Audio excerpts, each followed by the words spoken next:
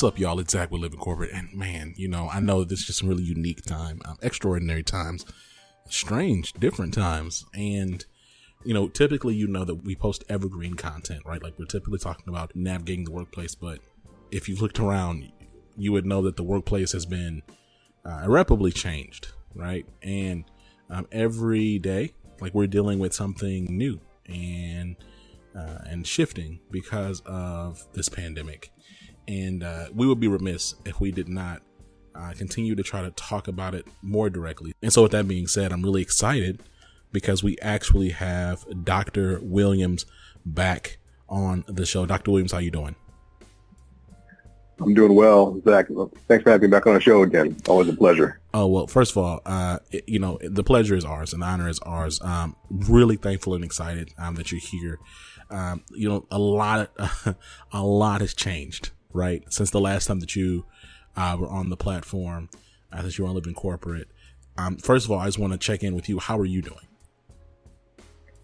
I'm doing well.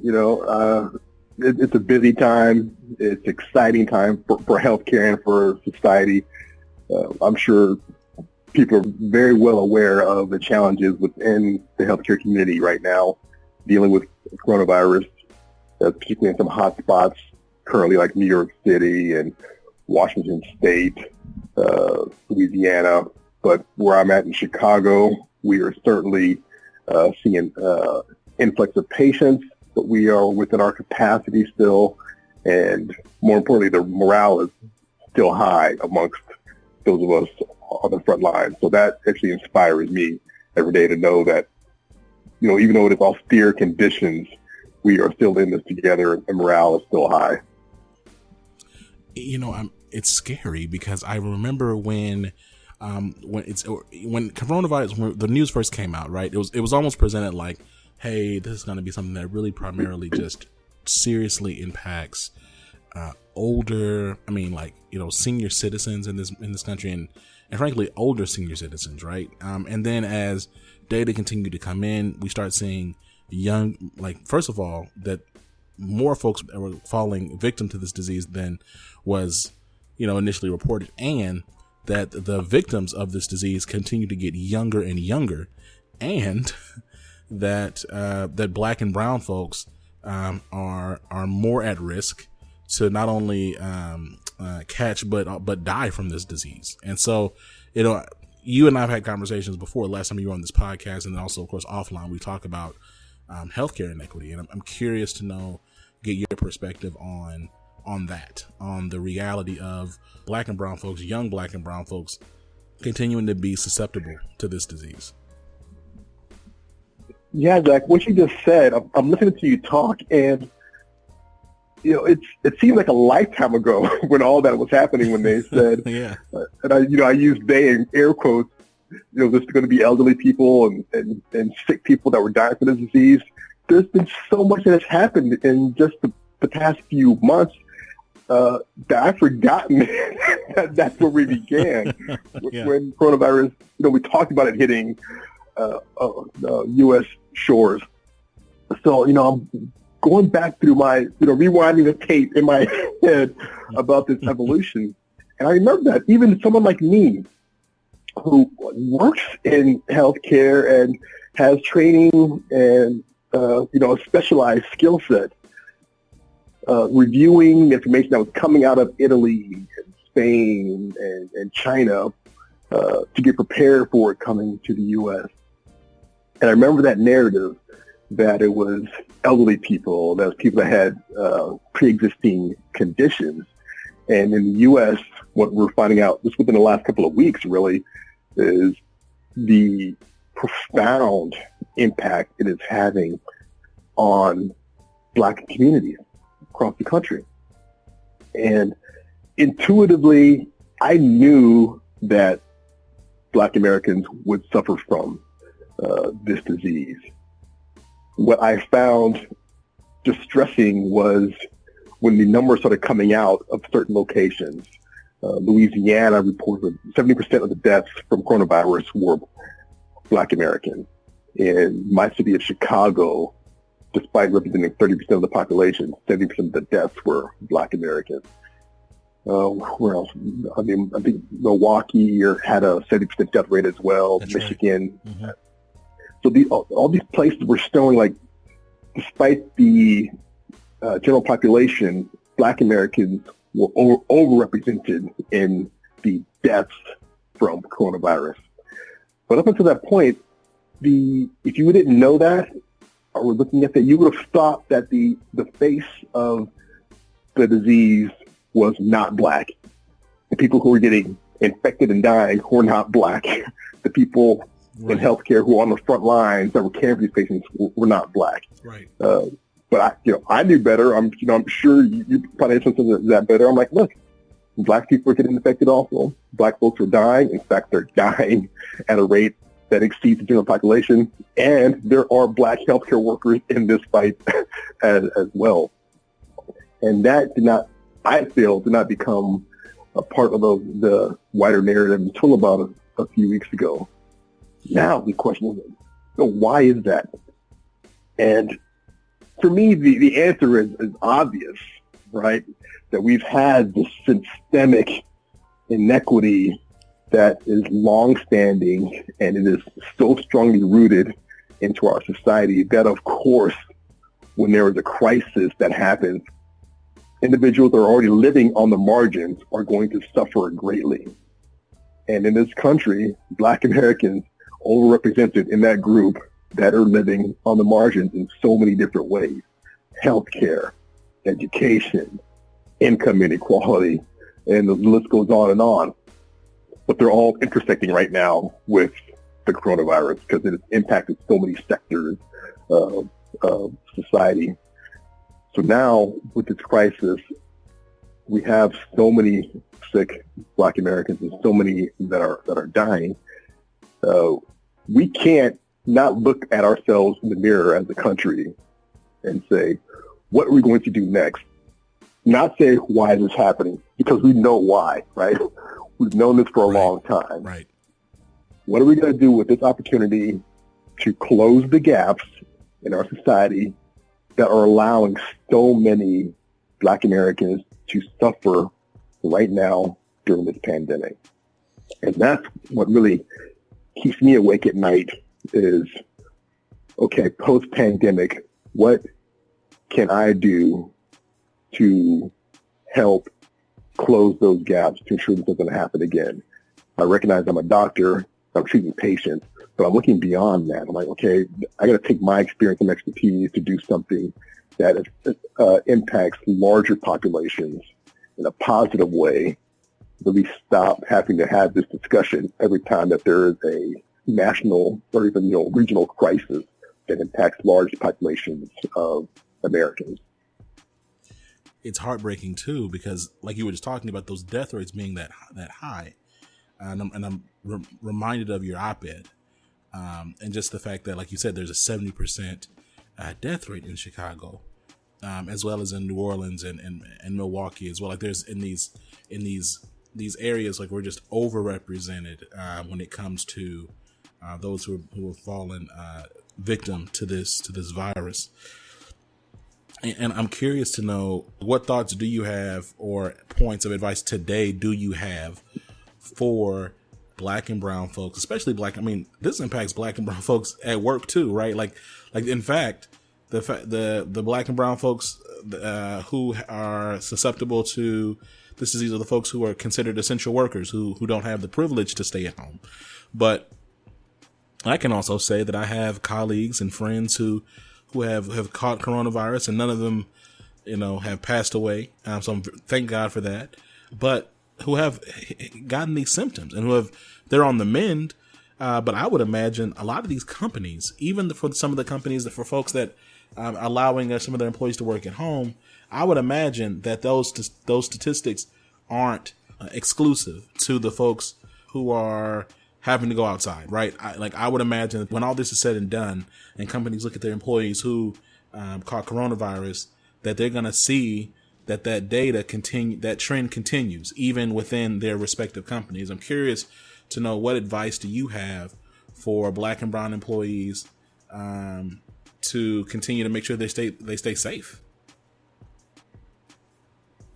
Well, the first thing is regarding the statistics that we have, let's pause, because you said some things there that I think are very important to tease out.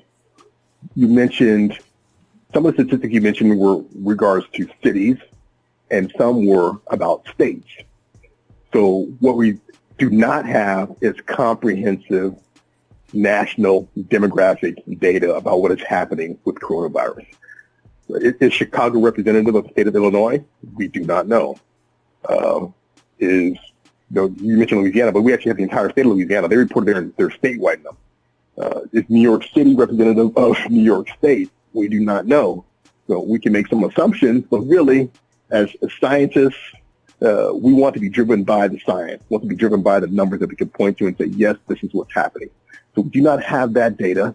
Secondly, the data we do have is based upon inadequate testing, right? We do not have enough tests to test segments of the population that we want to test. So where you are in Dallas, I think the last number I saw that they're testing 1,000 people a day is the limit. Yes.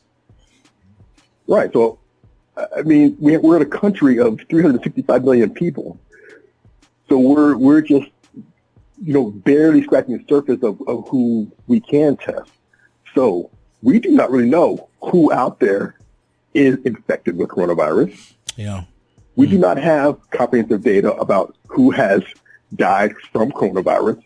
There are many people that have died from coronavirus that we didn't even know had coronavirus. We just had a story come out of California that they've identified their first coronavirus death, and it was a couple weeks earlier than what they thought.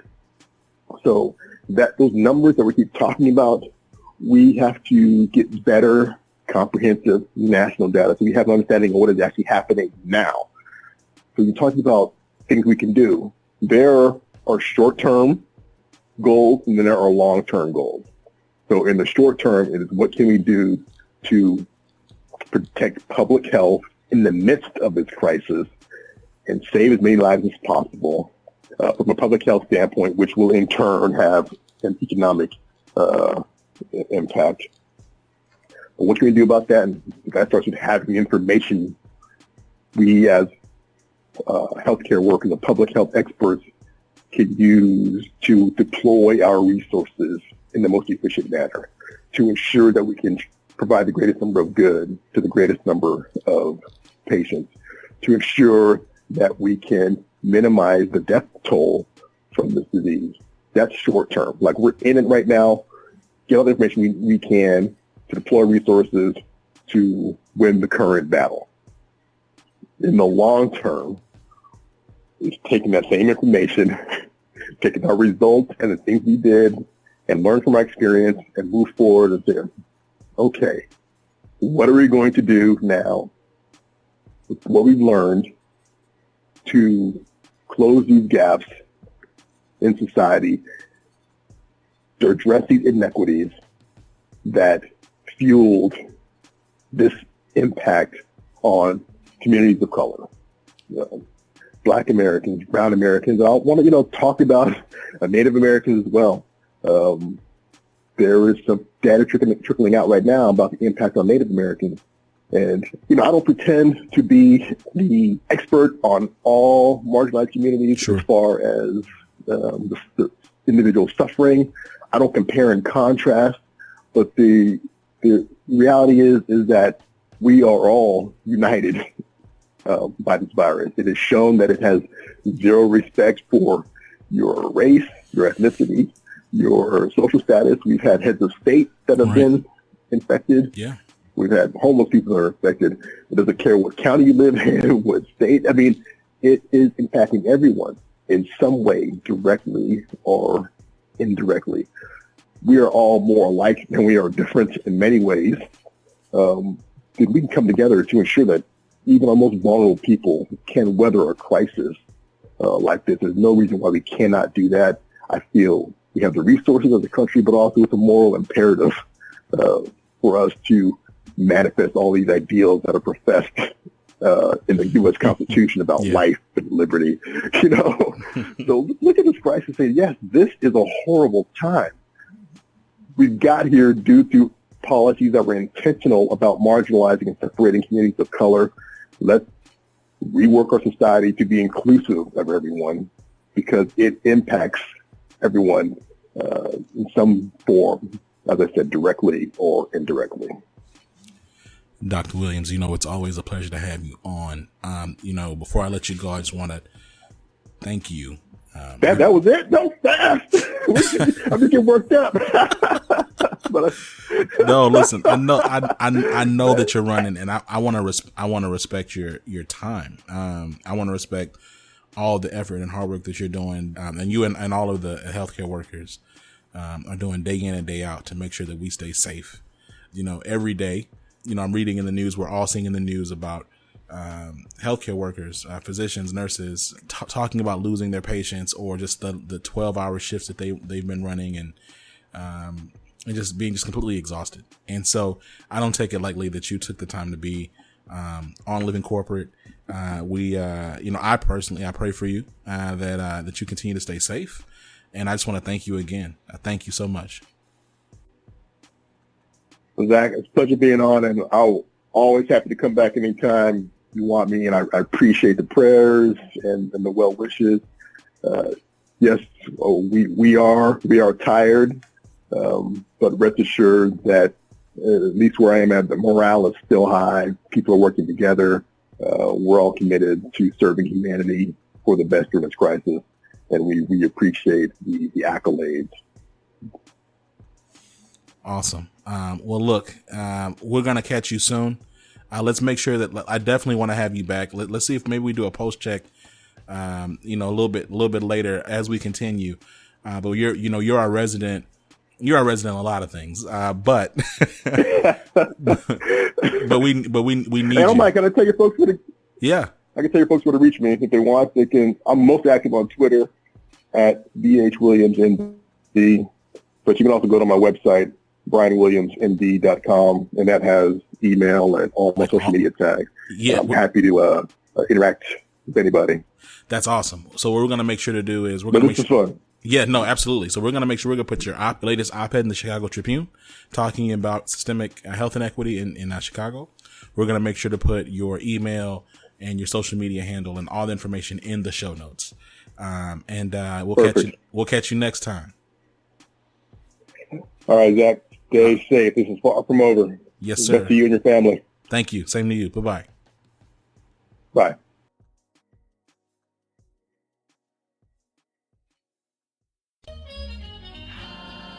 Living Corporate is a podcast by Living Corporate LLC.